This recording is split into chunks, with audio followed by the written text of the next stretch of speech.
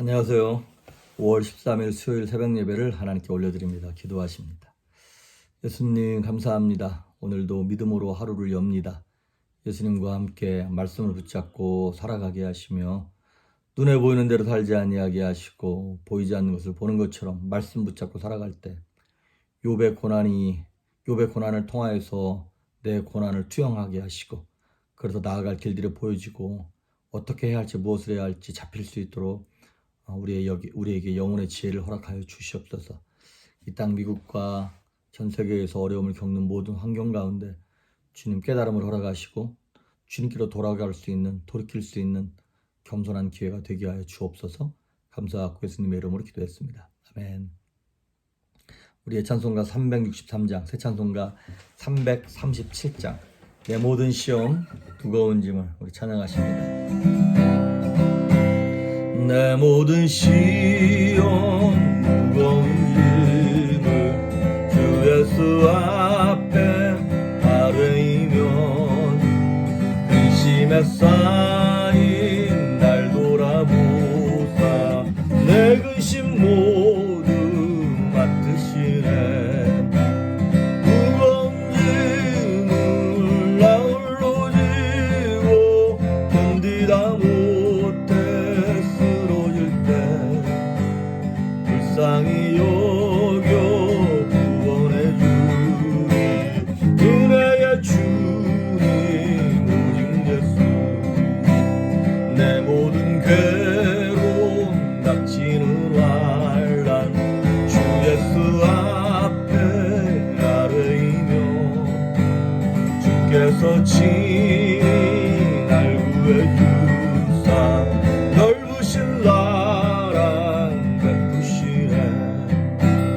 무거운 짐을 나 홀로 지고 견디다 못해 쓰러질 때 불쌍히 여겨 구원해 주니 은혜의 주님 오직 예수. 내 짐이 점점 무거워질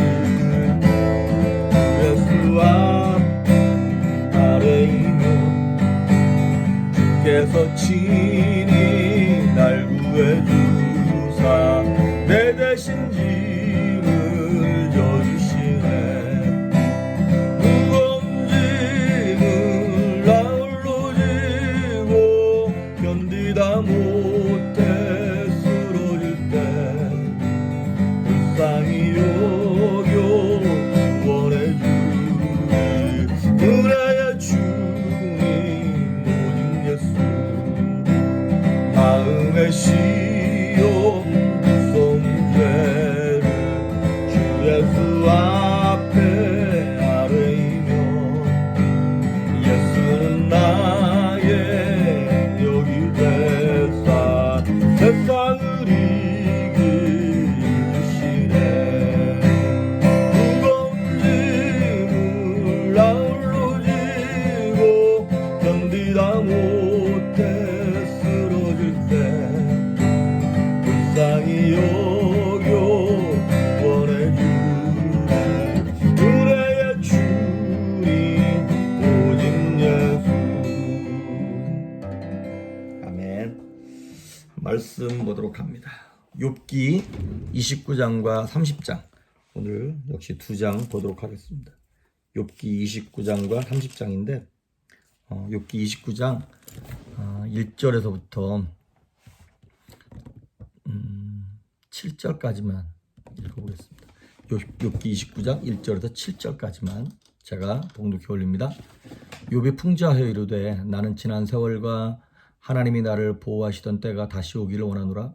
그때에는 그의 등불이 내 머리에 빛이었고 내가 그의 빛을 힘입어 암흑에서도 걸어 다녔느니라. 내가 원기 왕성하던 날과 같이 지내기를 원하노라. 그때는 하나님이 내 장막에 기름을 발라주셨도다. 그때는 전능자가 아직도 나와 함께 계셨으며 나의 젊은이들이 나를 둘러 있었으며 젖으로 내 발자취를 찢으며 바위가 나를 위하여 기름 시내를 쏟아냈으며 그때에는 내가 나가서 성문에 이르기도 하며 내 자리를 거리에 마련하기도 하였느니라. 아멘. 30장은 좀 이따가 보면서 읽도록 하겠습니다.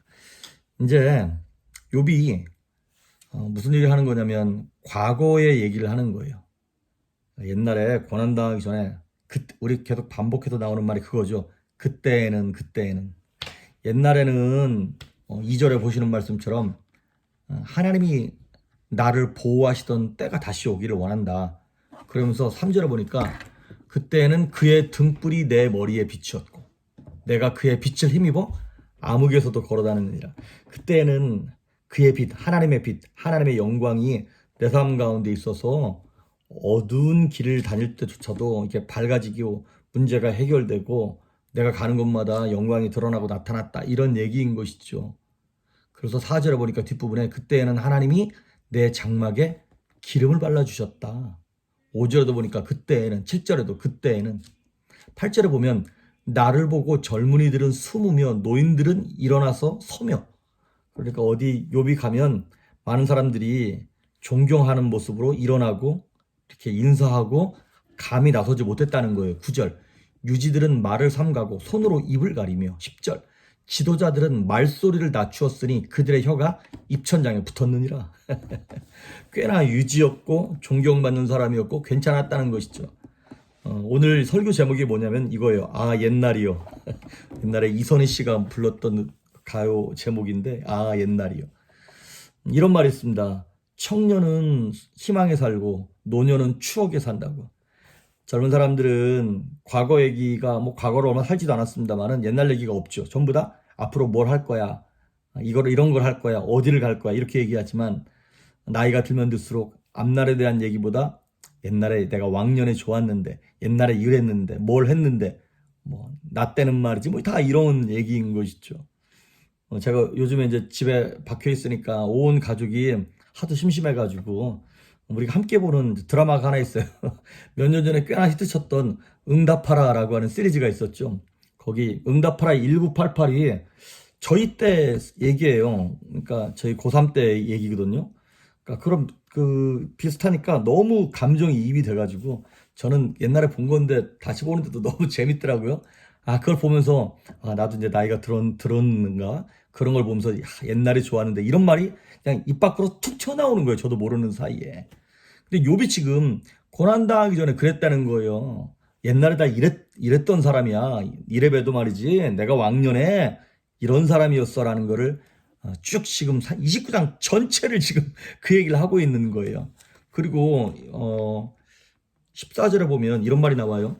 29장 14절 내가 의를 옷으로 삼아 입었으며 나의 정의는 겉옷과 모자 같으니라. 옛날에는 욥이 모든 것이 온전하고 물질 있고 부족함이 없을 때는 자기가 의를 옷으로 삼았고 이렇게 모자로 삼았을 만큼 뭐랄까요 고상함이 철철 넘치고 의로움이 철철 넘쳤다는 거예요. 15절에도 보니까 나는 맹인의 눈도 되고 다리 저는 사람의 말도 되고 연약하고 부족한 사회적인 약자의 힘이 됐다는 것이죠.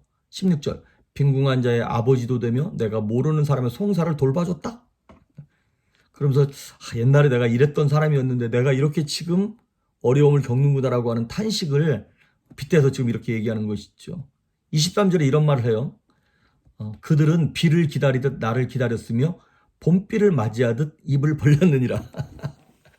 그러니까 욥을 찾고 욥에게 와서 도움을 구하고 이런 사람들이 막 가뭄에 단비 기다리듯 많은 사람들이 욥을 찾고 유명인이었고 연예인처럼 되게 명망이 있었던 사람이라는 거예요. 그런데 그랬던 욥이 30장 전체의 내용은 뭐냐면 지금 당하는 고난에 대한 탄식을 얘기하고 있어요. 그러니까 29장과 30장이 완전 상반된 얘기인 것이죠. 그러면서 이렇게 얘기합니다. 30장 1절 그러나 이제는 나보다 젊은 자들이 나를 비웃는구나. 옛날에 젊은 사람들은 감히 내 앞에 서서 눈도 못 마주쳤는데 이제 그 사람들이 욥을 비웃는 거예요. 왜 비웃을까요? 욥이 망했으니까. 고대 시대에는 망하면 하나님의 징벌이라고 생각을 했습니다. 그러니까 욥이 견디기 힘들었던 게 가난이나 질병보다도 이 고난 자체보다도 사람들의 시선과 욥에 대한 그 관념이 더 힘들고 어려웠을 거예요. 욥의 입장에서는. 그러면서 2절부터 10절까지의 내용이 다 뭐냐면 이런 거예요. 9절에 보면 8절 그들은 본래 미련한 자의 자식이요 이름 없는 자들의 자식임으로써 고토에서 쫓겨난 자들이니라. 우리식으로 말하면 이런 거예요. 옛날에 내 발톱에 때만도 못했던 사람들인데 그들이 9절 이제는 그들이 나를 노래로 조롱하며 내가 그들의 놀림거리가 됐다는 거예요. 이게 참 얼마나 지금 욥이 힘들었을까. 처음부터 가난하고 별 볼 일 없는 사람 같았으면 이렇게 고난을 당해도 뭐 별로 힘들지 않았을 텐데 엄청난 수준의 사람이 지금 엄청난 나락으로 떨어지니까 이 사람이 이걸 더 견디지를 못하는 것이죠. 그래서 15절에 보면 이렇게 썼어요. 순식간에 공포가 나를 에워싸고 그들이 내 품위를 바람같이 날려버리니 나의 구원은 구름같이 지나가 버렸구나. 이제 공포와 두려움이 더 임하기 시작하는 거예요. 자, 그러면서 이제 19절 하나님이 나를 진흙 가운데 던지셨고 나를 티끌과 재 같게 하셨구나. 욥이 견디기 힘든 거. 하나님이 나를 버렸다라고 하는 느낌마저 들 정도로 어려움을 겪고 있는 거예요. 그러면서 23절 내가 아나이다 주께서 나를 죽게 하사 모든 생물을 위하여 정한 집으로 돌려보내시리이다. 이제 나 이제 죽는구나 이러다 그냥 죽겠구나라고 이제 완전히 절망을 이렇게 딱 토해내는 거예요. 여기까지만 보면 너무 우울하고 너무 답답하죠. 그런데 비록 고통이 힘들긴 하지만 욥이 이 고난의 현장 가운데서도 자기도 모르는 사이에 계속 믿음을 고백하고 있는 거 아세요? 그게 뭐냐면 11절 같은 경우에요. 이는 하나님이 내 활시위를 늘어지게 하시고 나를 이렇게 고통스럽게 하시는 게 누구라는 거예요? 하나님이라는 거예요. 비록 내가 이렇게 어려움을 겪긴 하지만 하나님이 안 계신 것 같다고 막 이렇게 얘기하지만 아니에요. 욥은 하나님을 철저하게 지금 인정하고 있는 거예요. 아까 읽었던 19절도 보니까 하나님이 나를 진흙 가운데 던지셨고 하나님이 주권 안에 있다는 걸 인정하고 있는 것이에요. 20절 내가 주께 부르짖으나 주께서 대답하지 아니하시고 마치 뭐와 같은 거냐면 사춘기에 반항하는 자녀들이 엄마 아빠를 향해서 엄마 아빠가 나한테 해준 게 뭐가 있냐고 막 그렇게 쌩 난리를 치고 지 방문을 꽝 닫고 들어갔어요. 되게 괘씸하죠. 근데 그럼에도 불구하고 엄마 아빠 앞에서 반항해야 돼요. 그냥 나는 부모도 없어 그리고 그냥 집 나가버리면 끝나는 겁니다. 그래서 부모랑 연락 안 되면 완전히 진짜 내놓은 자식 되는 거예요. 그런데 반항을 하더라도 부모의 테두리 안에서 하는 거예요. 그래서 욥이 비록 고통은 힘들지만 하나님께서 그 인생을 주관하고 계심을 확실하게 지금 고백하면서 하나님께 불평하고 있는 것이에요. 그래서 여러분 불평을 하더라도 하나님께 와야 합니다. 그랬을 때 지금은 아직 그림이 안 보이지만 이제 몇 장만 더 지나가 보면 여러분 그동안 지금 욥기 저랑 같이 막 1라운드, 2라운드, 3라운드 하시느라 너무너무 힘들었죠. 재미도 없고 똑같은 얘기 반복되어지고 조금만 기다리십시오. 이제 하나님이 회복하시는 장면이 이제 조금 이따 나올 거예요. 과거가 힘들면 힘들수록 현재의 삶이 고통스러우면 고통스러울수록 나중에 회복되었을 때 그 영광이 이루 말할 수 없습니다. 욥이 나중에 회복되잖아요. 그래서 욥을 힘들게 했던 그 세 친구들을 향하여 하나님이 그들을 부끄럽게 하시고 욥을 세워주세요. 예수님께서 십자가에서 고난을 처절하게 당하면 당할수록 나중에 부활의 영광을 딱 겪으셨을 때 그 영광이 상상하지도 못하는 큰 능력이고 큰 은혜인 것을 우리가 깨달을 수 있습니다. 그러니까 좀 안타깝긴 합니다만은 욥은 하나님을 인정하긴 했지만 하나님이 결국 회복시킬 것까지도 결국에는 합력하여 선을 이루실 것까지도 만약에 미리 알았다면 믿었다면 이렇게 지금 막 핏대 세워가면서 친구들이랑 싸우고 토론하고 불신앙의 말을 하지 않았을 텐데 이렇게 모양 빠지게 신앙생활 하지 않았을 텐데 여러분 하나님은 결국은 회복시킵니다. 하나님의 자녀들을 좋은 것으로 주기를 원하세요. 너는 내게 부르짖어라 내가 내게 응답할 거다. 네가 알지 못하는 크고 비밀한 것 좋은 것을 너한테 줄 것이라고 우리 하나님 약속하시지 않았습니까? 그래서 욥이 당하는 고난이나 우리가 당하는 고난이나 어떤 차이가 있어 보이지만 개인이 느끼기에는 모두가 다 힘들어요. 어느 한 사람 쉽게 이 땅을 살아가는 사람은 없습니다. 누가 그러더라고요. 그 모든 사람이 당하는 고난이 다 똑같다고. 고난 총량 보존의 법칙. 이런 것 같아요.